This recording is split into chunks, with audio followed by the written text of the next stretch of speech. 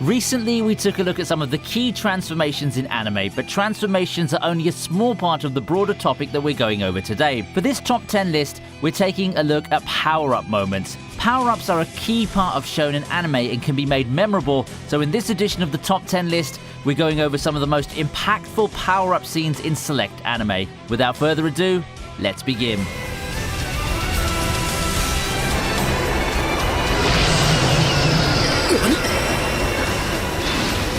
We'll kickstart this list with our ever-popular Dragon Slayer Natsu. For Natsu, his key power-up came in the battle against Jalal in the Tower of Heaven arc.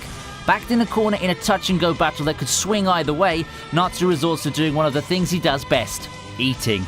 Now, we all know that Dragon Slayers can eat certain elements in order to recover their strength, but what happens if a Fire Dragon Slayer consumes a material of pure energy much more than the fire that he typically eats? Etherion Dragon Force, that's what. The shadow of a dragon manifests behind Natsu and his face transforms into one. With this new power-up, Natsu unleashes a flurry of attacks on Jalal to firmly take control of the fight.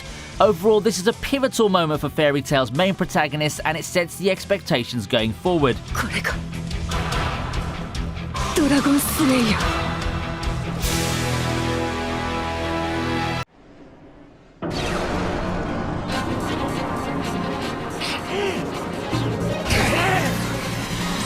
Asta's demon form takes the number 8 spot on the list. We knew it would only be a matter of time, but Asta finally achieved one wicked demon transformation in his battle against Ladros. An evenly matched fight apparently comes to an end as Ladros barrages Asta with blasts. The former's seeming victory against his foe gets thrown out the window though the moment Asta emerges with a black mass around his arm. It creates a horn and a wing, completing his demon transformation. Despite Ladros' attempts at gaining the momentum, Asta simply powers through his blasts.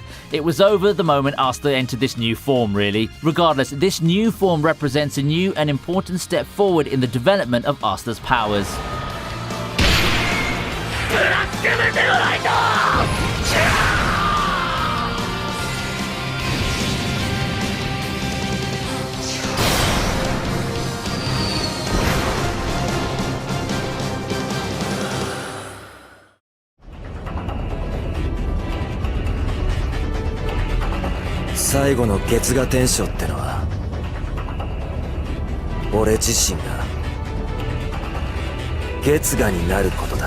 Next, we take a look at Ichigo's Mugetsu.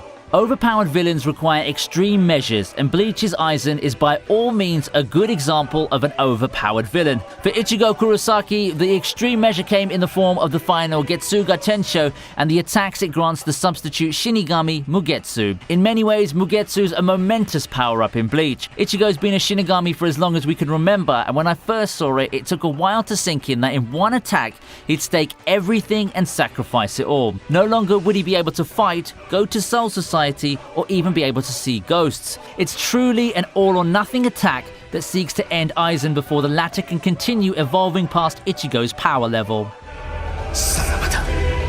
Ichigo.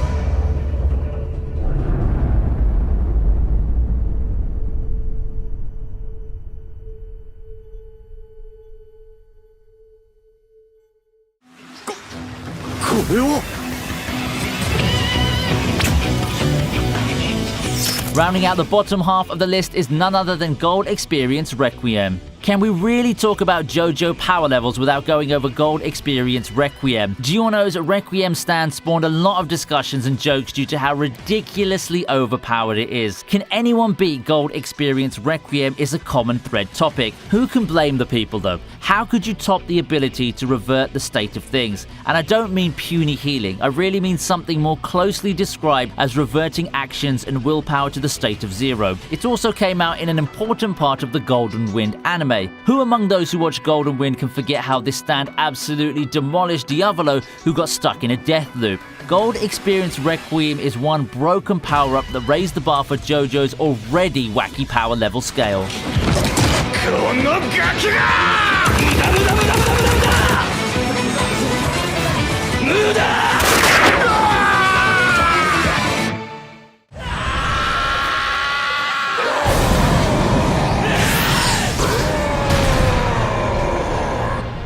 Starting the upper half of our list is Eren's coordinate power.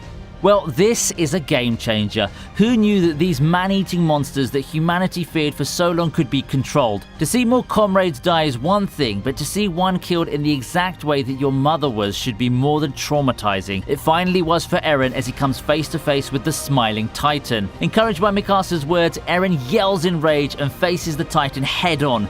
Letting loose a punch, he activates something that would soon be revealed as the coordinate ability. With this power, he unwittingly activates a command that sends all Titans within the vicinity into a furious charge. Seeing Eren unleash the coordinate ability for the first time opens up questions and mysteries.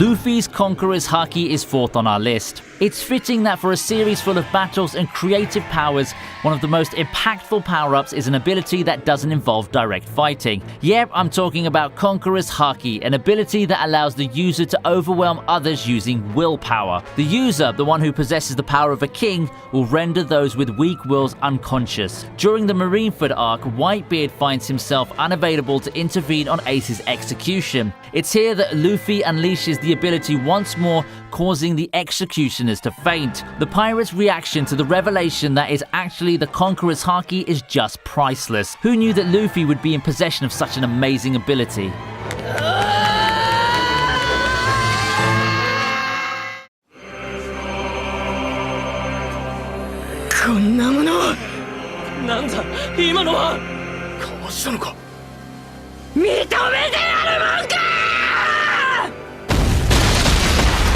Bad things happen. So what do you do when the world and fate turn against you?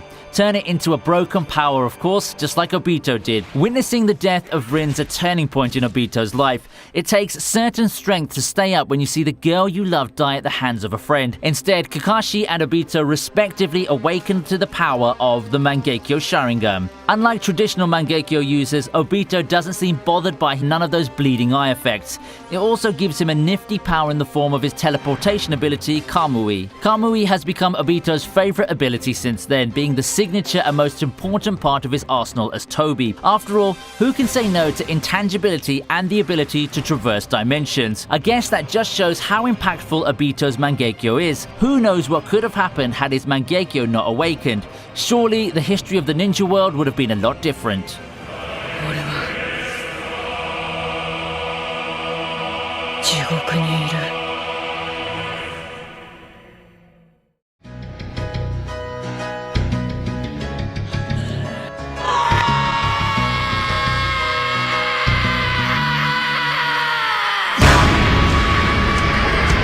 At number 2, we have Gohan going Super Saiyan 2. A lot of 90s kids would have surely remembered this transformation. Gohan entering Super Saiyan 2 during the Cell arc was, in my experience, one of the most memorable power-ups back in the day. This happens after Cell crushes Android 16's head, ending his short life. Touched by the android's final words and enraged with his death, Gohan's rage reaches its limit and transforms him into a new level. Thanks to this moment, it's no longer about Goku or Vegeta for the kids then. In one transformation, Gohan becomes the coolest character for many of us. After all the teasing the show had about this form, seeing Gohan entering it and dominating the Cell's juniors was a breathtaking experience. This leads to an exciting and hyped showdown between Gohan and Cell himself.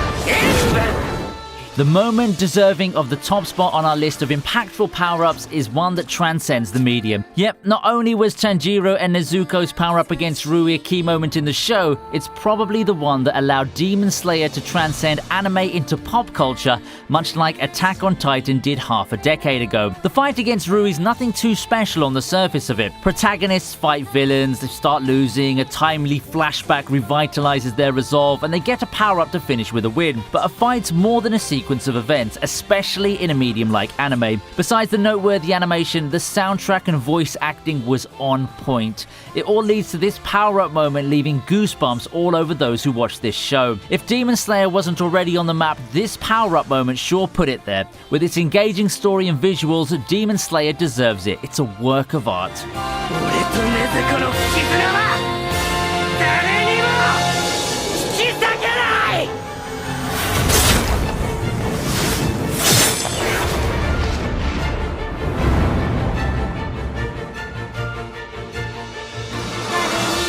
And that does it for today. Take note that this ranking is purely based on my opinion, so I'd really love to hear your take on these rankings. I'm sure that you have other power-ups in mind, so why don't you drop some scenes that you